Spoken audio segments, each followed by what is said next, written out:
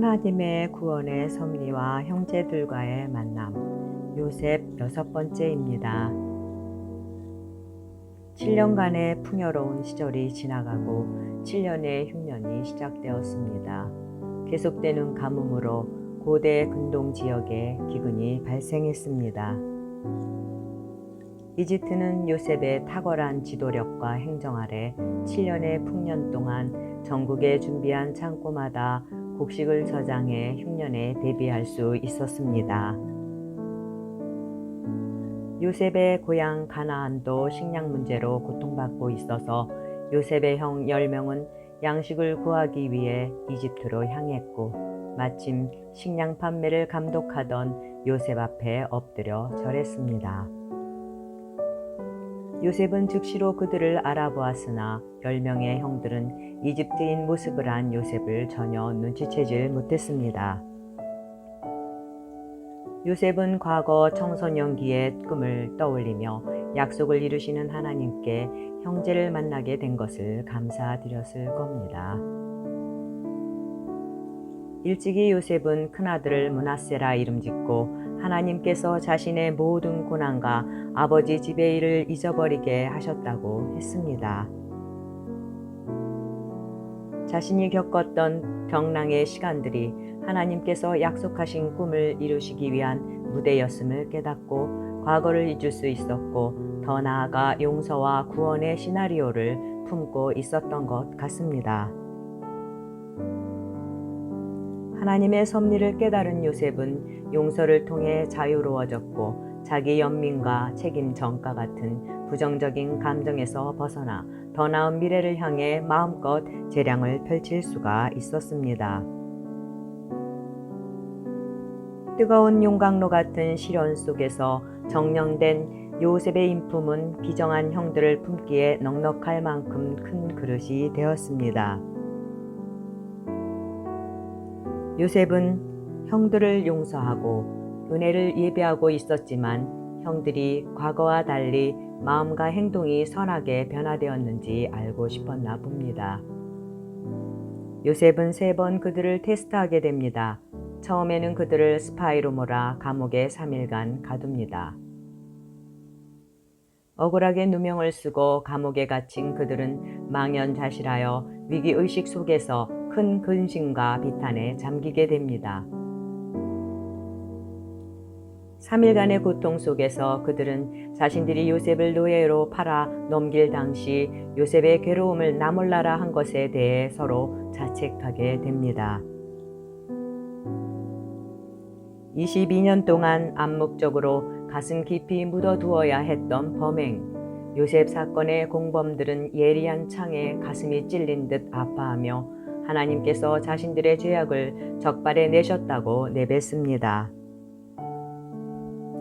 젊은 날의 형들은 하나님을 의식하지 않고 믿음이 없이 들나귀처럼 멋대로 행동했고 괴율했으며 서슴없이 한 부족을 몰살시킬 정도로 잔인하고 무정했던 자들이었습니다.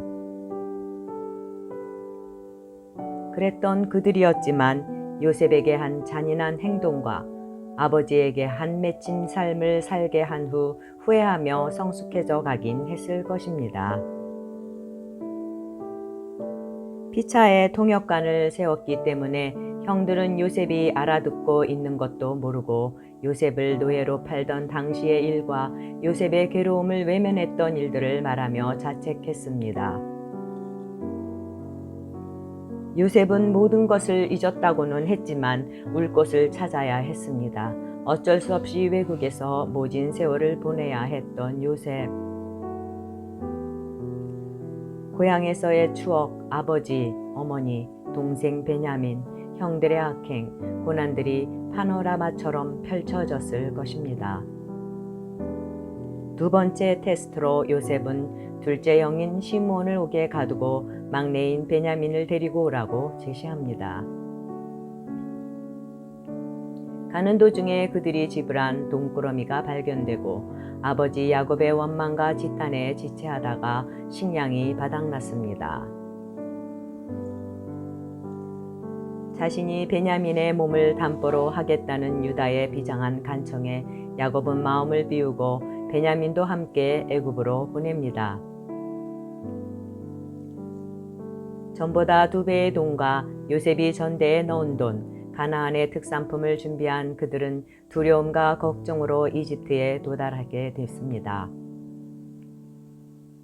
요셉은 청지기에게 그들을 그의 집으로 안내해 정오에 식사를 할 수 있게 준비시켰고 형제를 순서대로 앉혔습니다. 친동생 베냐민을 본 요셉은 마음이 타는 듯해 자리를 피해 울었고 요셉의 호의로 형제들은 불안함을 잊고 좋은 시간을 가질 수 있었습니다. 다음 날 형제들을 보내면서 요셉은 3번째로 그들을 테스트합니다. 청지기에게 베냐민의 지은 포대에 그의 잔을 넣게 해 뒤쫓아가 힐문하게 했고 그들은 옷을 찢으며 요셉 앞에 다시 서게 되었습니다. 유다는 소상하게 사건의 전말을 얘기하며 아버지를 위해서라도 베냐민 대신 자신을 종으로 삼아달라고 간청합니다. 요셉은 이제 형들이 아버지를 사랑하고 형제를 위해 희생할 수 있을 정도로 바람직하게 변했음을 알게 되었습니다. 정을 억제하지 못한 요셉은 방 안에 있던 사람들을 다 나가게 하고 형제들에게 자신이 요셉임을 밝혔습니다. 꿈에도 생각하지 못했던 일이라서 그들은 놀라움과 미안한 마음과 죄책감에 엄청나게 당혹스러웠을 것입니다. 게다가 당시의 큰 제국의 총리 대신이 꿈꾸는 자라고 조롱하고 증오했던 아우의 실체였다니요. 요셉은 보복당할까 근심하며 두려워하는 형들을 안심시키며 자신을 이집트로 보내신 분은 하나님이시고 앞으로 5년간 더 계속될 기근에 대비해 가족들을 구원하시려는 하나님의 섭리에 의한 계획이었다고 말합니다. 요셉은 사건 중심에서 벗어나 하나님의 섭리적이고 미래지향적인 관점으로 사건을 해석했기에 형들을 용서할 수 있었던 것이죠. 요셉은 형제들을 용서했을 뿐만 아니라 더 나아가 형제들과 가족을 기근으로부터 구원하고 편히 거할 처소도 마련해 줍니다. 예수님은 원수를 사랑하고 그가 줄이고 목마르면 먹이고 마시게 하라고 하셨습니다. 또한 70번씩 7번 용서하라고도 하셨습니다. 해를 끼쳤던 사람들을 미움과 증오의 목록에서 지워버립시다. 그래야 우리의 정신과 삶에 맡긴 혈관이 뻥 뚫려 혈액순환이 잘 되는 건강한 인생을 누릴 수 있게 됩니다. 용서함으로써 심장을 압박하던 고통이 사라지고 우리를 올무에서 벗어난 새처럼 자유케 할 것입니다. 과거에서 자유해야 능력을 최대한 발휘하며 희망차게 미래를 향해 전진해 나갈 수 있게 될 것입니다. 예수님의 예포인 요셉처럼 의지적으로 용서하고 자비와 긍휼의 마음으로 베푸는 자리까지 나아갈 수 있기를 바랍니다.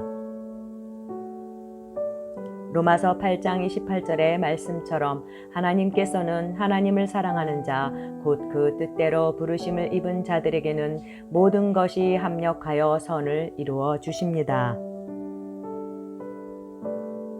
용서와 사랑의 예수님의 크신 은혜가 여러분의 삶 가운데 넘쳐나시기를 축복합니다. 구독, 좋아요는 하늘향기에게 큰 힘이 됩니다. 감사합니다.